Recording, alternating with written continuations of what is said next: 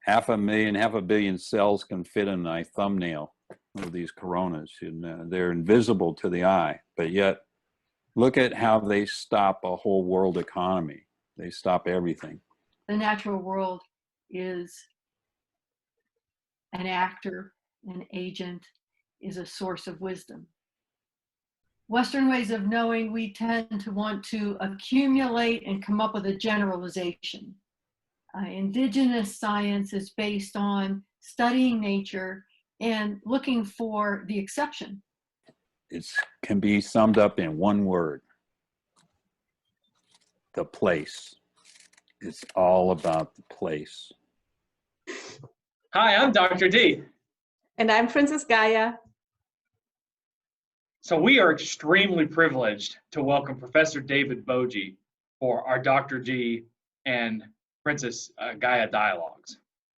Professor David Boje, PhD, is a Regents Professor Emeritus of Management at New Mexico State University and is now affiliated with the University of Aalborg in Denmark.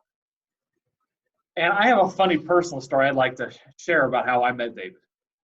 I first met David at the European Group for Organization Studies, or EGOS conference, at Copenhagen Business School in 2017.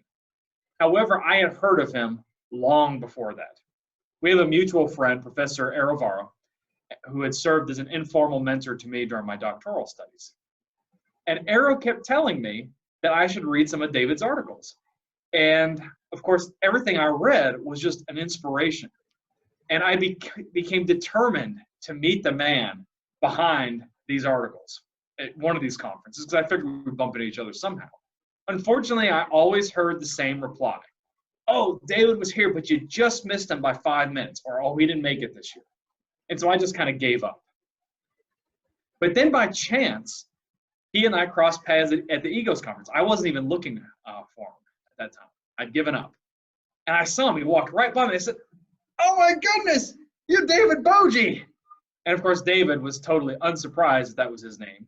And he said, hi. So at that point, David and I started talking, and he introduced me to Professor Boje and Rosile. And a whole bunch of us hung out at the whole conference for the rest of the conference. And we bonded, David and I bonded over our mutual interest in Mary Parker Follett. And since this first meeting, we've co-authored on a couple papers. And he's really been not just a professional mentor to me, but he's also been a friend and an inspiration to me personally. So David is what Foucault would call a specific intellectual. He's an international scholar who confronts regimes of truth with his own storytelling paradigm, and he's created this field called antinarrative research, which we'll talk about today. David was the editor of the Journal of Organization Change Management for 14 years, and the founder and editor of Tamara, Journal for Critical Organization Inquiry, for 10 years. He is the co-founder and board chair for the entire 25-year lifespan of the Standing Conference for Management and Organizational Inquiry. He was the past chair of the Academy of Management's Research Method Division, winner of the New Mexico State University Distinguished Career Award. He was also awarded an honorary doctorate from the University of Aalborg in Denmark, and he is considered the godfather of the material storytelling lab. In 2018, David gave a dozen invited presentations on storytelling of the global climate crisis in cities spanning 3 continents and 8 countries, including my own university at McMurray University. David has accepted to be a member of the editorial board for Systemic Change Journal that has an ongoing conversation about ways of governing the Anthropocene and helping to set up a sustainable storytelling lab at the European School of Governance. The Military Family Storytelling Lab work continues in New Mexico to develop his embodied storytelling, SANTRE, and equine-assisted storytelling as evidence-based protocol. He is working with TrueStorytelling.org on sustainability and storytelling, and convenes the annual storytelling conference each December in Las Cruces, New Mexico, with Emeritus Professor Boje and Rosile. And I just want to summarize David's publications briefly. He has more than 151 journal articles, more than 24 books published, more than 50 conference proceedings, more than 4 books in press, more than 20 featured news articles, more than 100 book chapters, and more than 200 papers presented at professional societies. In fact, David Boje is mentioned as one of the top 4% of most read authors in academia. But I think what sets him apart from other academicians is not just the statistics behind his publications, but it's the fact that he uses his research and publications to make the world a better place. And that's why he's been an inspiration to so many people, myself included. It is my pleasure to introduce Professor Boje and Rosile, PhD, who is a Professor Emeritus of Management at New Mexico State University. I first met Boje at the European Group for Organization Studies Conference that was hosted at the Copenhagen Business School in the summer 2017. We hung out with a small group of like-minded scholars for the entire conference, and this was the beginning of many inspirational conferences that I've had with Boje. Every time I speak with her or read one of her publications, I am consistently in awe. Her work on organizational storytelling, ethics, indigenous ethics, pedagogy, and ensemble learning theory teaches me things that are not only outside my purview of knowledge, but they're also outside my normal train of thought. It is impossible to interact with Boje and not feel energized and begin approaching your research and fundamental assumptions of life with a newfound sense of wonder. You know, one of the most fascinating examples, I think, for Boje's approach to research was her going with one of her PhD students to work as a migrant laborer to understand exploitation faced in these harsh labor conditions. This is embodied research at its finest. She has not only been a mentor to me, but she's been a beacon for other storytelling researchers across the globe. She's the author of numerous academic articles and book chapters, most recently Ensemble Leadership Theory, Collectivist, Relational, and Hierarchical Roots from Indigenous Contexts in the Journal of Leadership. With funding from the New Mexico State University Daniels Fund Ethics Initiative, Professor Rosile has developed, written, and co-produced a series of 7 short educational films called Tribal Wisdom for Business Ethics, one of which was featured on public TV. These films, along with instructional materials, are available for free on YouTube. Boje's 2016 edited companion book called Tribal Wisdom for Business Ethics features many of the contributors to the films and is available from Emerald Publishing. Additionally, Professor Rosile is the recipient of awards for her work as a journal reviewer and for excellence in graduate student teaching. She's the founder of Horse Sense at Work, which we'll talk a little bit about today, which offers leadership, teamwork, and communication training through working with horses. So I was wondering if you just explain to the audience, what is an anti-narrative? It's everything that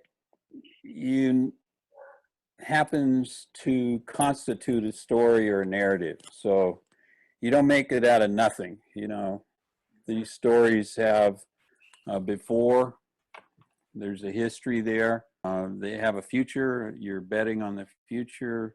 There's all kinds of preconceptions and language and symbols you're using.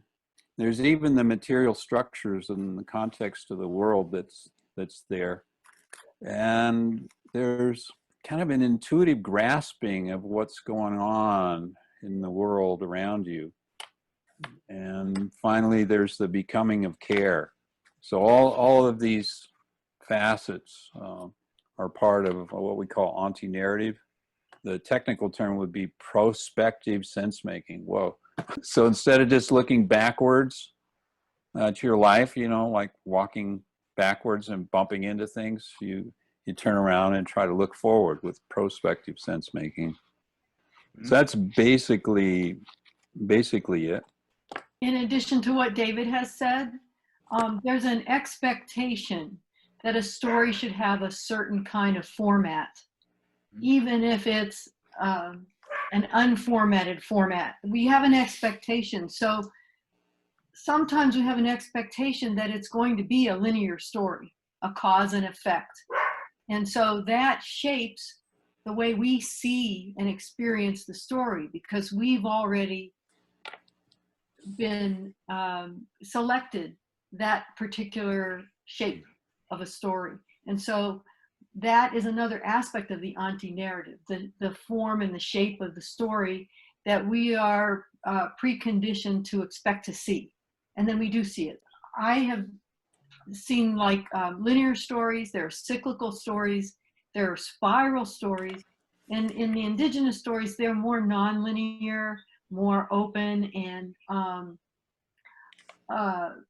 more, to Western minds, more confusing, because there isn't that linearity there. So there are all those various forms of expectation of how the story is going to sound that is an Anti part of the narrative. I just want to know more about Indigenous Ways of Knowing. So tell us more about it, and how can we connect it to Gaia? In the Indigenous Ways of Knowing, it tends to be, as I said, non-linear. Western ways of knowing, we tend to want to accumulate and come up with a generalization. Indigenous science is based on studying nature and looking for the exception. So historically, as Cajete and others have written about native science, what was important in early times was not so much that, yes, the average temperature is going to be again today and again tomorrow. And they were more interested in, well, periodically there's going to be a big flood or something like that. So they looked for more exceptions rather than generalizations. The other main aspect that really links to Gaia is that Indigenous ways of knowing incorporate the natural world, plants, animals, water, streams. All of those things are considered living and agential. They have agency, they have messages for us, and they are actors in the story. And so it's not humans acting on nature, it's us as part of nature. And in fact, in a hierarchical sense, humans in the indigenous view learn from nature. And so we're actually a step down in the hierarchy from the natural world. The natural world holds wisdom for us as humans, and we are part of that natural world, and we gain wisdom and we gain sustenance from that natural world. You know, I wanted to ask while we're thinking about it, do you think there's anything that Antinarratives can teach us about kind of our relationship with Gaia? Well, one of the things about Antinarrative is we decide what's in the story. And relating to agentialism, the natural world is not agential in the Western perspective. In the indigenous perspective, it is, but in the Western perspective, we act on the natural world. We exploit and use the resources of the natural world. And so Antinarrative can help us be aware of how that's just a choice in how we want to shape our story and how we view the story and experience it. And so indigenous people start from a different place. Their Antinarrative is different, and therefore their story is different, because the natural world is an actor, an agent, is a source of wisdom. Okay, so this has never been published, so it's good to have something new in a meeting. So this is just kind of a way to connect up Antinarrative to storytelling and I walk and way walk. So a big division. Most of Western ways of knowing, I call it way walk. Most of the way walking is about a beginning, middle, end narrative, a very linear, and I think very detached way of being in the world. Very detached. It's about being abstract and generalizations and measuring and calculating and just the facts, ma'am, just the facts, you know? So when you come to an indigenous way of knowing, your anti-narrating is grounding. You're trying to ground everything in community. You want to ground everything in nature. You are nature, not just part of nature. You are nature. You're living beings with 37.2 trillion living cells, colonies of cells. I'm breathing in and out the air of Duncan and Grace Ann and Julia. Even though they're far away, half a billion cells can fit in my thumbnail of these coronas, and they're invisible to the eye, but yet look at how they stop a whole world economy. They stop everything. So when we're doing a anti-narrative of Indigenous ways of knowing, we have what's called the 6 B's. I'll just cover them. Now, the before, what's the history, right? The beneath, what are all the concepts and words and symbols that we need to be able to communicate a story or narrative, right? The bets on the future is important because we're trying to look at many different futures and we're trying to choose which future we're going to become. The becoming of care is really important. I think in Indigenous ways of knowing, since it's about connection to community and nature, there's reverence for Gaia. There's reverence for goddess and gods of nature, for plants and animals and little microbes, you know? So every grain of sand counts, you know, and the particle, the waves of the ocean count. It's all about energy. So with that, there's kind of also the beyond, where we're interested in a very intuitive sense of our relationship to community and world. So it becomes second nature, it becomes our nature in Gaia. And finally, we're very attentive to the between. You know, what's all of the relations between a mountain and a river? A mountain and a river and the trees. You cut the trees off the mountain, you affect the river.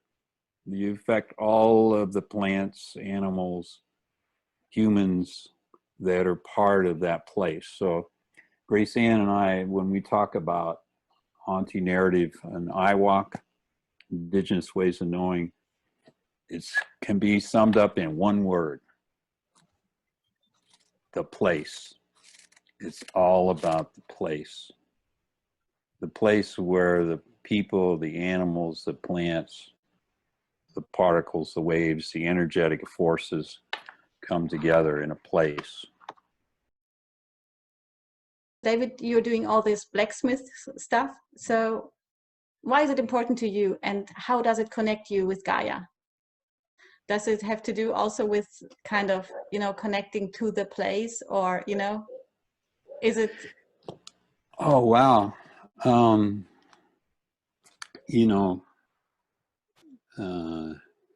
somebody just shared a quote with me about my blacksmithing. That said, there's something about working with the nature of the materials, metal, fire. I love fire, banging on things with a hammer. You know, it's like, it's way different than, you know, I got my notebook and my pen and I'm scribbling away. So blacksmithing is like real important to me because I read a lot of Heidegger. Heidegger says, is this hammer ready to hand? Is this piece of metal you're working on, is it ready to hand? And you're ready to go in the fire, you're ready to use the anvil, you got all your tools arranged, your process is in order, your life is in order. Life is good on the earth, you know? Well, it's the same thing in Gaia, you know? Nature presents us everything we need to live in harmony in the world. So I have to go in the blacksmith shop to work out ideas, to work out my struggles in life. And then there's Gaia, you know, okay, do I want to use recycled metal? And then our ways of doing business and consumption start to screw that all up, you know, and then Gaia reacts. Grace Ann, I'm very curious. Can you explain me more on how you work with horses? I say that a horse is like a biofeedback machine. When you're working with the horses, they're herd animals, so they reflect you as part of their herd. And so when we've worked with the veterans with the horses, right away they start to realize the more relaxed they are, the more relaxed the horse becomes. And so it's a good way for them to get more awareness of how they're feeling. And then when they start to feel relaxed and the horse starts to feel relaxed, then they can work on their relationship and develop that relationship. And so we start there then to self-awareness and then self-control of our own feelings and emotions. And then we can do something, we can direct our own energy and develop our own story and relationship. So is this restorying? Yes, it can be restorying. Restorying has 7 steps that include understanding an ideal self, looking for examples and experiences of when you've overcome problems in your story, and identifying the unique moments that have shown that you can overcome that particular problem. You can use experience with the horses to contribute to restorying, and sometimes it helps a lot because experience with the horses brings up fears, and so fear is at the root of a lot of problems, individual and organizational. And so once we can address those, then that opens a lot of possibilities. And that's important in understanding how, in an anti-narrative sense, how to manage our story so that we can find solutions or change behaviors. In this image, Grace Ann's horse, who adopted me, by the way, Nadian, is looking in the mirror. And the horse is a perfect reflection of the stress and the joy that a human feels. So if you take a veteran or somebody that's had any kind of trauma in life and they're still experiencing that trauma, then the horse is going to react and it can't tell a lie. The horse is going to be mirror back. And you also have a veterans theater, if I recall correctly, that was helping veterans to restory as well. David would address, he was very involved with the veterans using their own stories to create a theatrical event. David, do you want to explain that?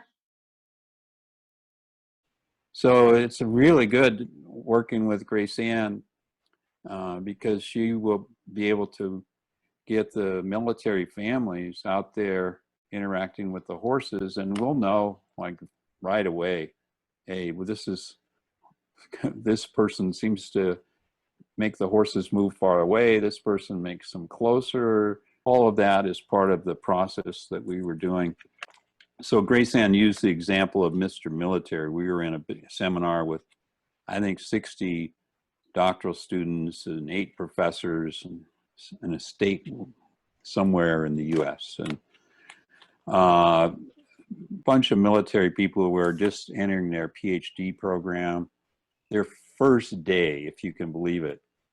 And one of them was just raising his hand all the time saying, okay, when do I start writing this dissertation and who's on my committee? It's the first day, okay? You haven't even had your first class yet. Yeah, but I'm a doer. I want to get this done and get on with my life, you know? And where do I get this? Who's going to be on my committee? So this had been going on with each presenter during the day, and then it was my turn to present with Grace Ann about restorying. And I said, so he eventually asked me, okay, restorying, that sounds all well and good, but what about my dissertation? What about my dissertation? I said, well, how about you be a volunteer in the military way? We'll volunteer you and you come up here on the stage with me and I'll try to show you the value of restorying. So I said, well, first of all, and he agreed, you know, he's bigger than I am, so he agreed. And he came up on the stage and I said, well, let's, you know, when are you at your best? You know, you're most authentic. And he said, well, if I have a job to do, I'm going to organize people and I'm going to get the job done. I said, well, that's very good. Thank you. Well, let's do externalize. If we had a name to pick for your character and we were going to, what would it be? He said, well, I'm Mr. Military. I do everything in a military manner. I'm up early and I get the job done. I said, okay, you're Mr. Military. So sympathize with that. What are some of the benefits of Mr. Military? Well, people look to me for leadership. If there's a tough job, they look to me to get it done. I'm going to kick ass and take names, so, okay. Well, what are some of the consequences in your life, say with your family? Well, that's not really working out too good. Really? Imagine that. He says, yeah. I said, my wife is barely speaking to me. My kids kind of stay in their room. I said, well, can you look back on your life, and we'll strategize now, to some little wow moments when your wife felt loving and caring with you and your children wanted to be close to you? And he said, well, I have to think about it. I said, okay, just take a moment and think about it. We got all day. And he said, well, yeah, there's times when my wife and I go to dinner, and there's times when I make time and my kids and I are in the yard and we're playing games. And yeah, that works out pretty good. I said, well, we call those little wow moments. What we do in Restorying is we collect a bunch of those little wow moments from your past, and that becomes the basis to restory and collect those little wow moments into what we call the new story. And there was a table full of his cohort. There's maybe 10 people over there on the table. And I said, okay, well, the last step of restoring is to publicize this with a support group. And I'm going to ask that your cohort there, the 10 students that joined the PhD program with you, that they support you in your new story. This loving, caring person with wife and children and with their cohort and with faculty. Well done. That's awesome. Yeah, Grace Ann, I think I saw you take your book, Tribal Ethics, off the shelf, if I saw that. Would you like to tell our audience a little bit about it? Tribal Wisdom for Business Ethics. I was charged with adapting our organizational behavior class, and there was a proposal to develop an ethics program for tribal businesses. And I felt like that's not our job to tell them ethical behavior. We should be learning from their traditional ethical values. So I started researching and interviewing people because I thought the words should come from them. So what we did first was we made a film, and the films are all on YouTube for free. And then after the film, people in the films and also some other authors wrote about their views of how tribal values and practices impact how we conduct business. The main point of everyone's comments was that tribal values start with relationships, that relationships are the most important thing.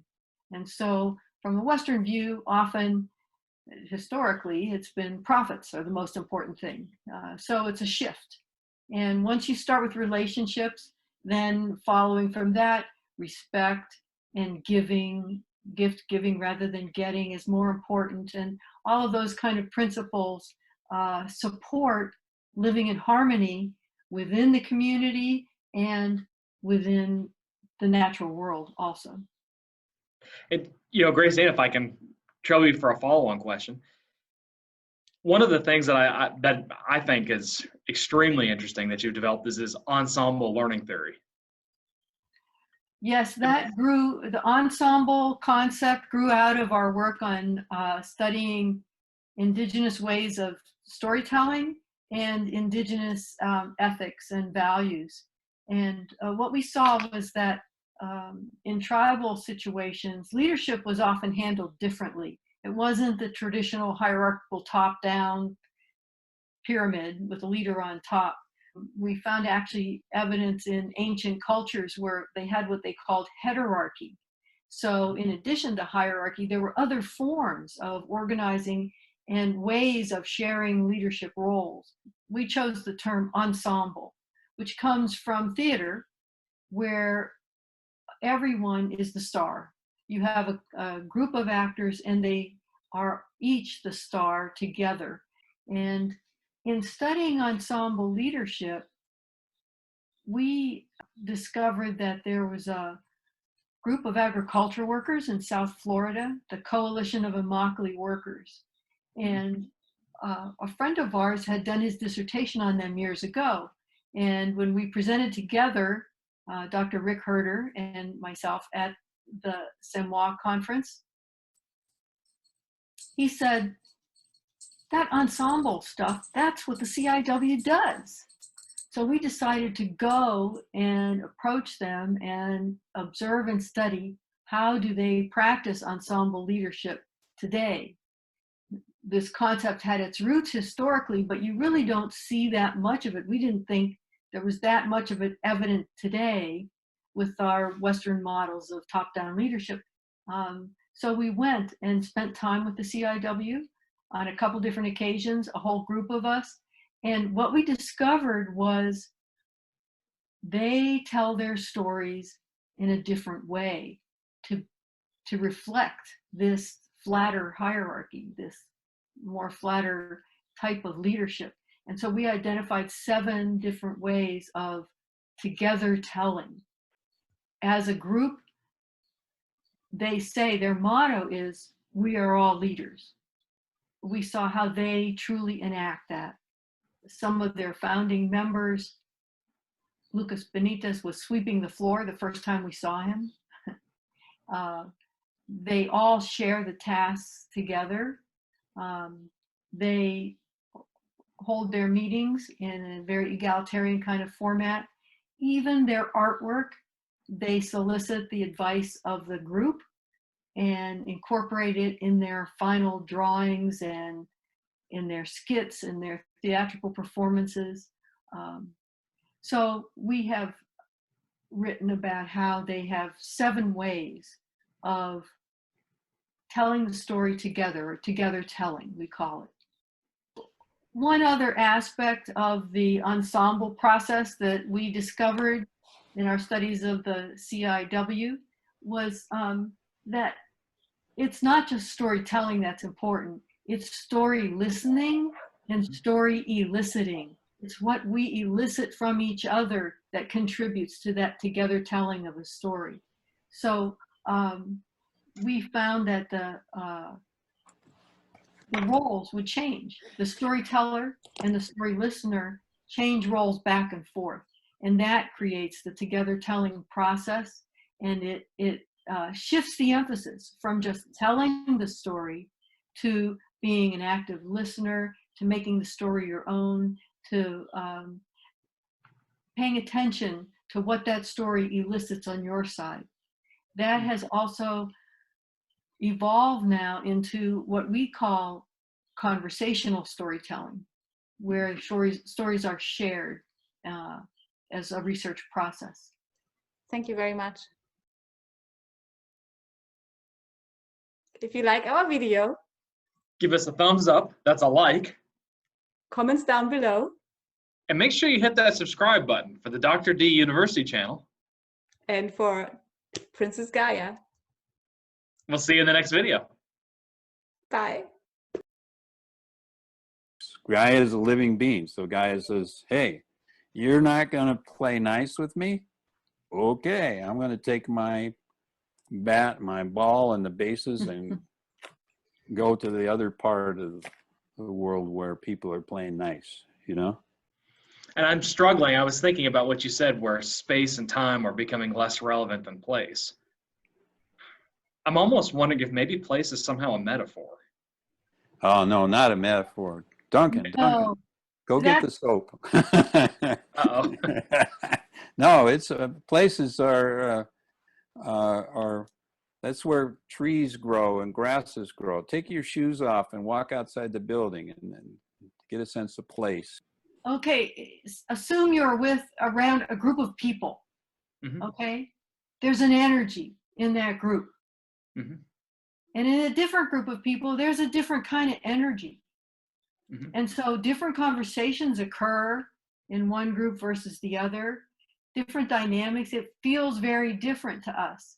And if we had the sensitivity that some tribal people have historically had, being in a different physical situation would be like being with a different group of people.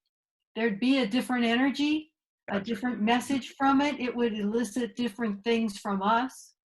And so having that original sensitivity, that makes place a different place is a different, very different place and has an effect on us. We should be sitting amongst the trees along the riverbank right now, and wish we could. The becoming, listening to nature, caring with Gaia dialogues, as Julia talks about them. Everything has spirit. A rock has spirit. This computer has spirit.